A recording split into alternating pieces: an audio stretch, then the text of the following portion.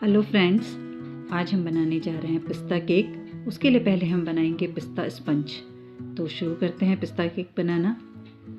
पिस्ता स्पंज बनाने के लिए सबसे पहले हम एक 6 इंच के केक टिन को अच्छे से ग्रीस कर लेते हैं रिफाइंड ऑयल से।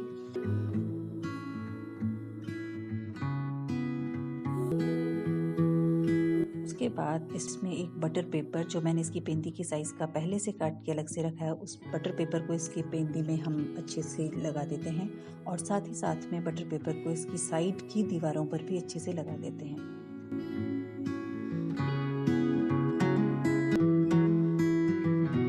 इस पे भी हम थोड़ा सा रिफाइंड ऑयल डाल के इस बटर पेपर को भी अच्छे से ग्रीस कर लेते हैं।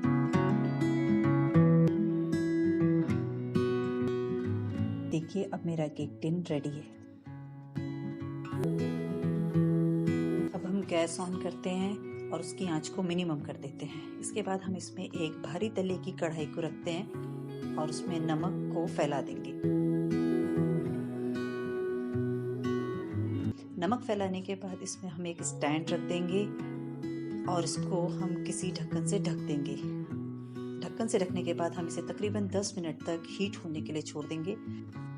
केक का बैटर बनाने के लिए अब हम एक साफ बर्तन में 1 कप दही ले लेते हैं। ध्यान रहे दही बिल्कुल खट्टा नहीं होना चाहिए और उसमें आधा कप पिसी हुई चीनी मिला देते हैं। अब हम इसको किसी चम्मच की सहायता से या हैंड विस्कर की सहायता से अच्छी तरह मिला लेते हैं।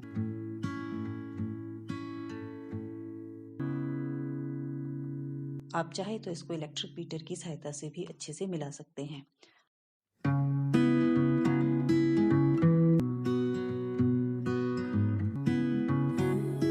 अब हम इसमें 1 टीस्पून बेकिंग पाउडर और ½ टीस्पून बेकिंग सोडा मिला के इसको ढककर साइड रख देते हैं।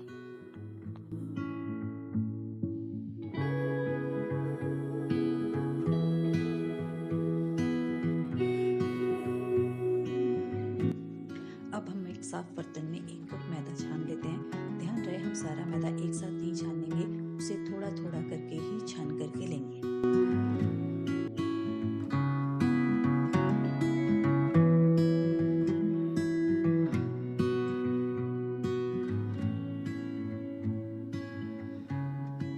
अब इसके बाद हम इसमें लगभग 2 टेबल स्पून कॉर्नफ्लावर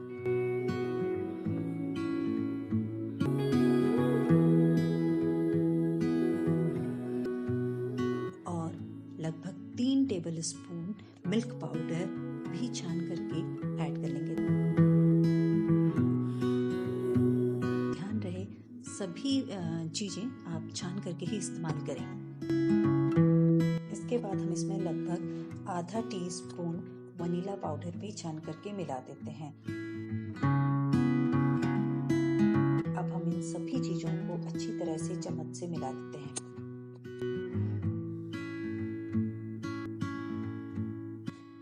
अब देखिए, जो हमने दही, चीनी, बेकिंग सोडा और बेकिंग पाउडर का मिक्सचर बना के रखा था, वो अब कितना गाढ़ा हो गया। जो दही रनिंग कंसिस्टेंसी में थी, बह रही थी, वो अब कितनी गाढ़ी हो चुकी है। अब हम क्या करेंगे, जो हमारे मैदे का मिक्सचर है, जो हमारे ड्राई इंग्रेडिएंट्स हैं, उसको इस दही के मिक्सचर में हम थोड़ा थोड़ा करके मिलाते जाएंगे, छानते हुए मिलाएंगे।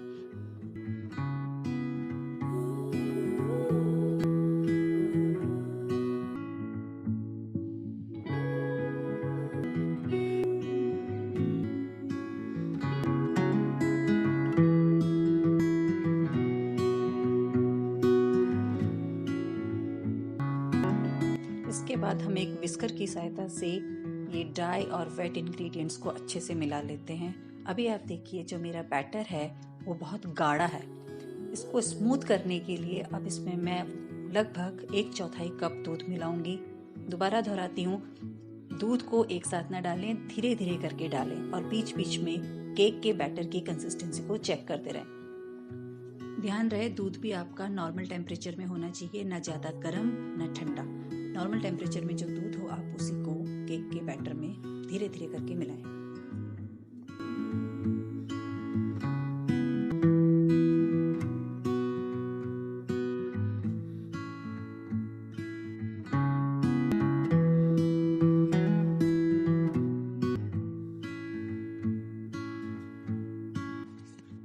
1 से 2 मिनट हो चुके हैं मुझे केक के बैटर को मिक्स करते हुए, और मेरा केक का बैटर लगभग तैयार है, क्योंकि जब मैं इसे स्पैचुला की हेल्प से गिरा रही हूँ तो ये कहीं ब्रेक नहीं हो रहा है। इससे पता चलता है कि आपका केक का बैटर अब रेडी है। अब क्योंकि ये मेरा पिस्ता केक है तो मैं इसमें पिस्ता ऐड करूँगी, इसलिए मैंने पहले से ही कुछ पिस्ता बारीक काट कर रखे हुए हैं, वो पिस्ता मैं इसमें मिला देती हूँ।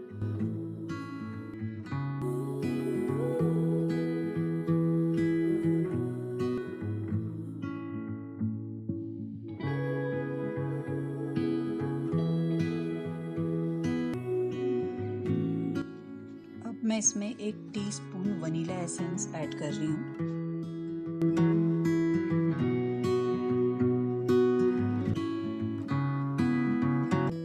अब जो सबसे आखिरी में हम मिलाएंगे वो है रिफाइंड ऑयल। तो हम इसमें लगभग 1/4 कप रिफाइंड ऑयल मिला देते हैं और इस केक के बैटर को एक बार फिर से स्पैचुला की हेल्प से अच्छे से मिक्स कर लेते हैं।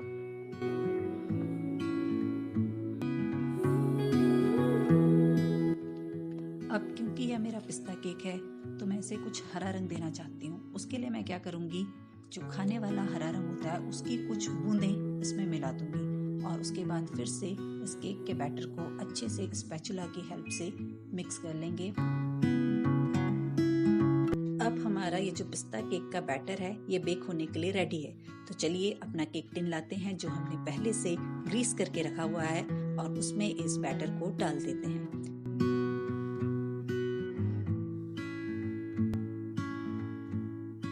जब भी आप बैटर को केक डालें तो ध्यान रखें कि बैटर को केक टिन के लगभग 3/4 हिस्से तक ही फिल करें।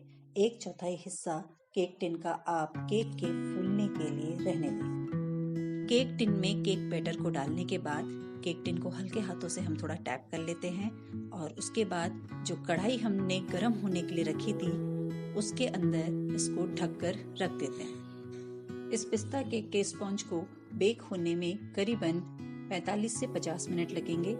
तब तक हम इस कढ़ाई को नहीं छेड़ेंगे। अब लगभग 50 मिनट हो चुके हैं। चलिए देखते हैं केक बेक हुआ या नहीं हुआ। केक बेक हुआ है या नहीं हुआ है ये चेक करने के लिए हम एक टूथपिक लेते हैं और उस टूथपिक को केक में डालकर देखते हैं। अगर ये टूथपिक साफ बाहर आती है, मतलब कहीं भी इस पर केक नहीं चिपका है, तो इसका मतलब आपका केक बेक हो गया है।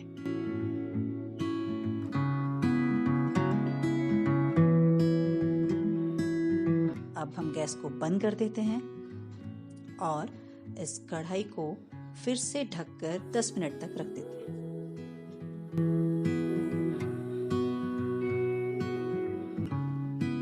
मिनट बाद अब हम इस केक टिन को कढ़ाई से बाहर निकाल देते हैं और जब ये ठंडा हो जाए उसके बाद हम केक को केक टिन से बाहर निकाल देंगे।